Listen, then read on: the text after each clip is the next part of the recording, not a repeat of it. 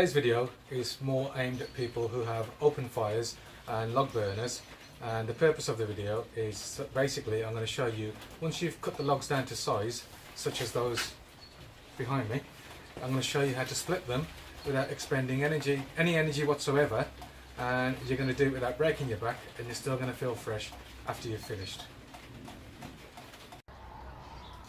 Now, I have seen a lot of homemade contraptions on the internet.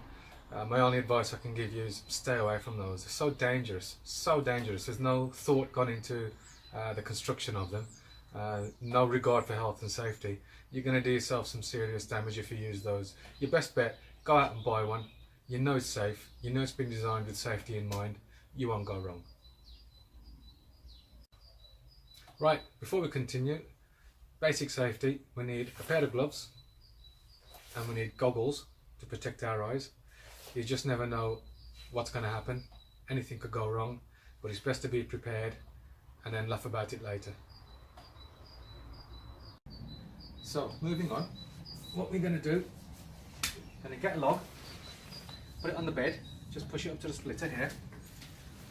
Now, I'm going to pull the handle for the hydraulic, ready for the ram to move. You press the button and you'll see what happens.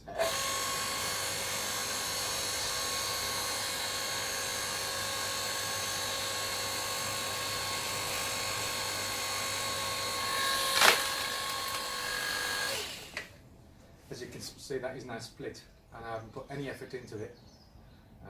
It hasn't split completely, so what we'll do, we'll put another log behind it, and we'll push that again, and it will finish splitting that log, and it will start splitting that one.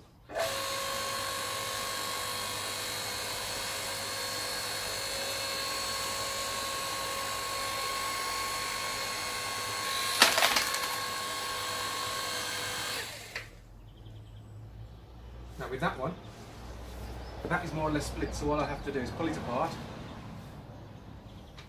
That's done. That one now, just pull it apart and it's done. If I want to, I can put that through again if I want smaller logs.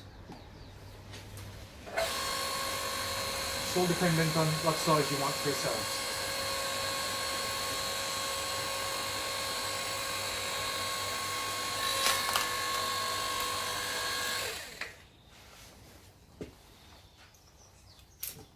There we go.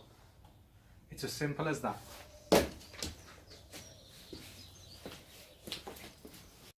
So, after half an hour of using the log splitter, 10.5 of logs, still feel fresh. I haven't used any energy. All that's left now is to put these in storage, let them dry out, and enjoy the fire. So there we have it. The logs are stored, being seasoned. They've been there maybe 2 years. When they come out, they'll be ready to burn. And that's how you do it. Now, the ideal time to burn your logs is when the moisture content is at 20% or below. Anything more than that, it's just going to give off a load of steam. You're not going to get the heat output from your logs, and you're going to get a build-up of soot in your flue. So I'm going to show you now how to check for moisture content. Right, there are 2 logs here. The one on the left is a log that I did nearly 2 years ago. It's been seasoned now. And the one on the right is one of the logs that I did in this film. Now you can see the difference in colour. The one on the left is more or less white, and the one on the right is a little bit red, maybe orange. So you can see the moisture content in that. So I'll get the meter now and I'll show you how to check for moisture content.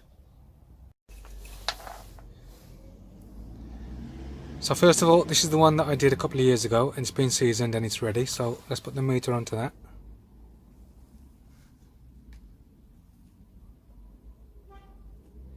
As you can see, that's only 16%, so that's ideal for burning.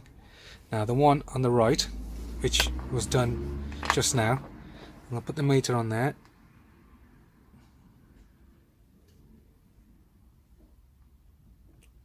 And as you can see, that's in the high 30s. So that's nowhere near ready for burning yet, so that does need to be seasoned. So now you know the easiest way to split your logs, you know how to store them, and you know the best time to burn them when the moisture content is at the specified amount, which is 20% or below. It's always easier if you've got a moisture meter, but if you haven't got one and you need to get hold of one, just drop me a comment and I'll see what I can do to help you out.